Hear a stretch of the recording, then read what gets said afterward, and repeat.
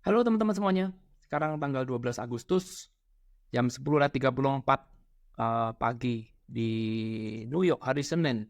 Kita bertemu kembali di Wealth Mastery dan kali ini kita akan membahas satu topik yang menarik. Kemarin ada yang berkirim email bertanya tentang ilmu selling, ya, tentang ilmu penjualan. Ya, ayo kita bahas ya. Eh Pertanyaannya simple, yaitu pada saat kita menawarkan sesuatu pada orang lain, posisi kita sebagai seorang sales, sebagai seorang yang menawarkan sesuatu pada orang lain, di depan klien kita itu lebih tinggi atau lebih rendah? Wah, ini pertanyaannya simple, bagus sekali, tapi jawabnya susah ya. Ya, jadi ini perlu waktu untuk memikir. Saya ulang lagi pertanyaannya ya. Jadi ada kita posisinya ada sebagai seorang salesman ya, salesman atau saleswoman, ada klien di sini ya. Nah, pada saat kita melakukan presentasi, pada saat kita dipanggil oleh klien untuk melakukan presentasi, posisi kita lebih tinggi atau lebih rendah. Nah, ini uh, sedikit tricky karena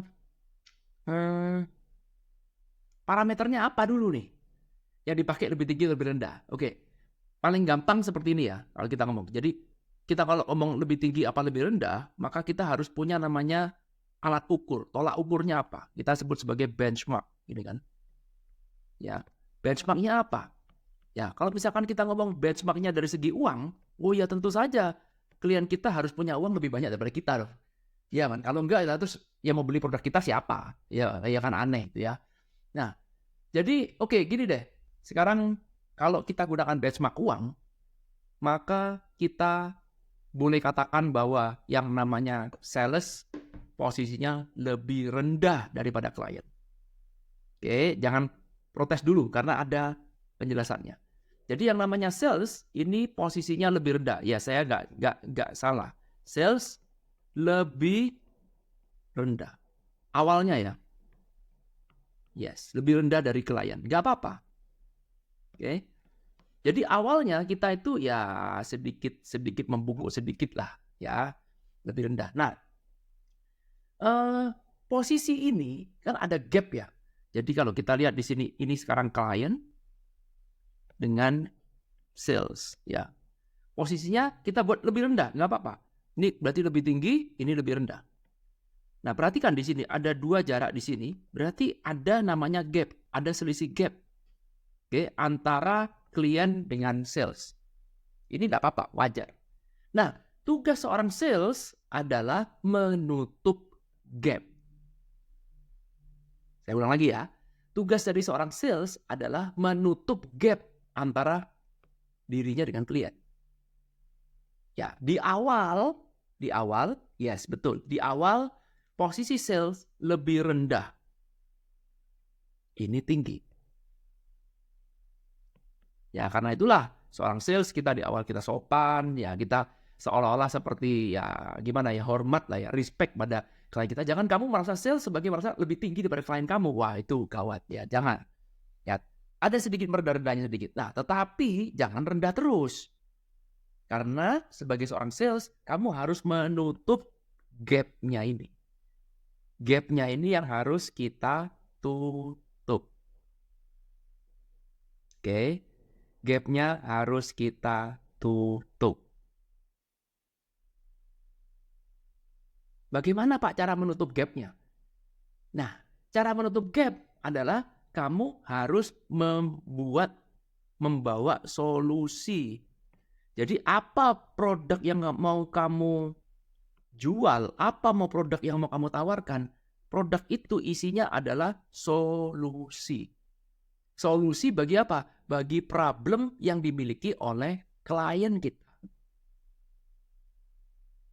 Oke, di sini bisa ngikutin ya. Selama kamu punya produk adalah berisi solusi dari yang klien butuhkan, maka gap ini akan ketutup dengan sendirinya karena klien ini sedang butuh solusi dari kamu. Ya. Yang cilaka adalah jangan sampai kamu itu membawa problem ke dalam kamu punya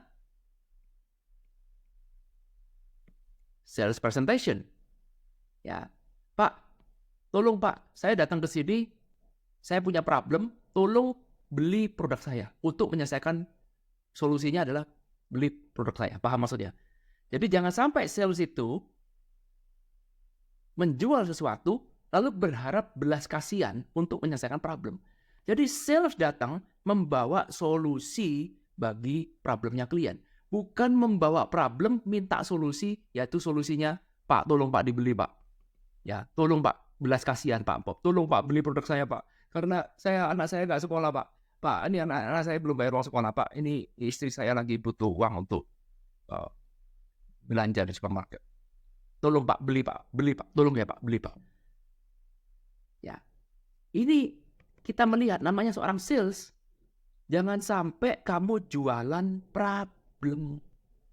Kalau kamu jual problem, kamu tidak bawa solusi, maka gap-nya akan menjadi semakin jauh.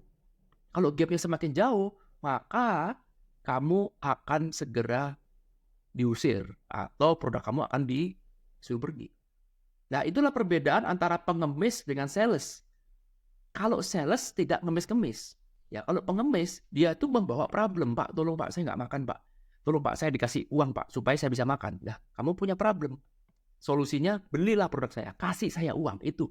Jangan sampai seorang sales berpikir seperti itu. Seorang salesman harus berpikir solusi.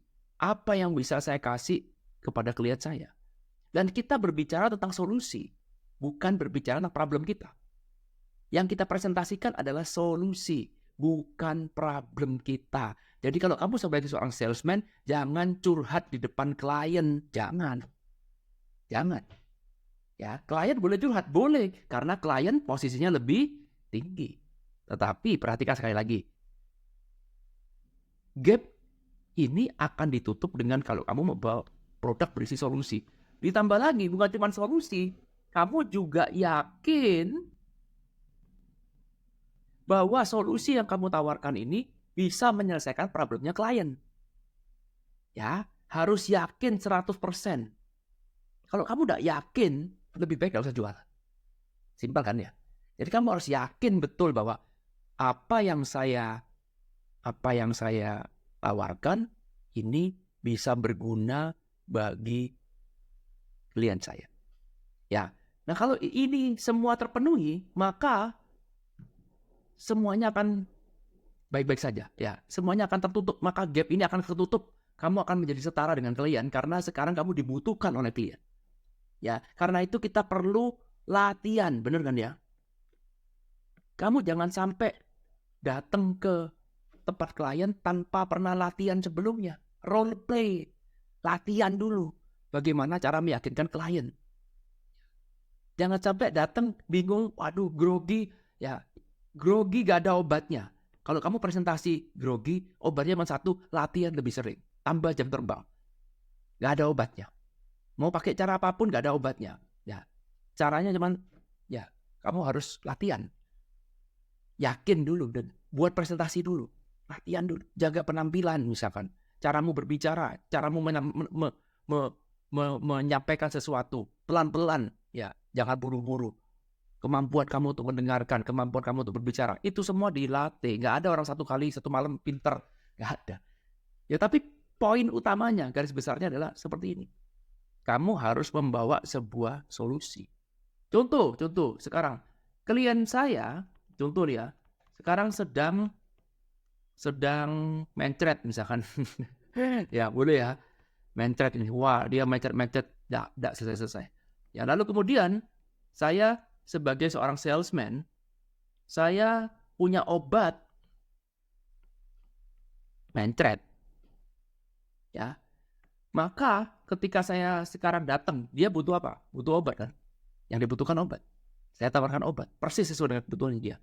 Maka otomatis ketika saya bisa menyampaikan ini dengan baik, ini loh Pak, obatnya Pak, ini segala macam. Dia minum obatnya, saya yakin betul karena kemarin juga si A seperti ini, si B seperti ini, jam terbang sudah banyak, testimoni juga banyak. Sehingga saya yakin sekali produk ini bisa membantu. Maka nggak peduli mau klien saya seorang menteri kayak, mau seorang pengusaha kayak, mau 9 naga, mau 10 naga, mau siapapun dia secara ekonomi lebih jauh, mau Bill Gates sekalipun, mau Warren Buffett sekalipun, meskipun jauh gapnya, Kalau saya bawa solusi, maka mendadak saya jadi sama, betul nggak? Sama derajatnya sementara. Sehingga disitulah kita bisa saling tukar-menukar.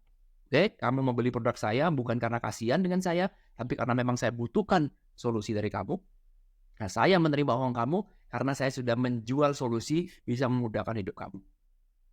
Itu ya. Jadi kalau sekarang ditanya, balik lagi pertanyaan awal, gap antara salesman dengan klien. Kalau saya bilang di awal salesman memang harus lebih rendah. Ya, salesman nggak boleh curhat, tapi klien boleh curhat. Ya lebih rendah. Seolah-olah seperti klien di awal adalah bos saya. Seolah-olah ya. Seolah-olah di awal saya butuh dengan klien. Tetapi dengan berjalannya waktu, ketika saya sudah presentasi, saya tahu betul apa yang kamu inginkan, saya presentasi dan saya yakin betul bahwa produk saya bisa memenuhi solusi, saya bisa berikan solusi terhadap kamu punya problem, maka pelan-pelan gap-nya akan tertutup, maka pelan-pelan pula saya akan berada di atas sehingga derajat kita jadi sama. Ya, jadi karena itu tugas seorang salesman adalah kamu harus menutup gap. Bagaimana cara menutup gap? Dengan cara pastikan kamu yakin, kamu tahu betul informasi produk tentang produk kamu, pastikan kamu yakin bahwa produk kamu memberikan solusi. Nomor 2, kamu juga latihan bagaimana caranya untuk menyampaikan produk kamu dengan seelegan mungkin. Ya, itu semua adalah modal seorang salesman. Jangan sampai kamu menjadi seorang salesman, tapi kamu kurang persiapan, ya bondo nekat, presentasi gak karu-karuan, akhirnya akan mengalami kegagalan. Semoga bisa memberikan insight teman-teman. Jarang sekali kita bahas sales tentang dunia sales. Kalau teman-teman tertarik dengan materi seperti ini, boleh tanya saya. Ada emailnya kan ya, boleh ditanyakan, boleh dikomentari, boleh di-share juga. Oke? Saya tunggu komen-komennya. Thank you. Bye.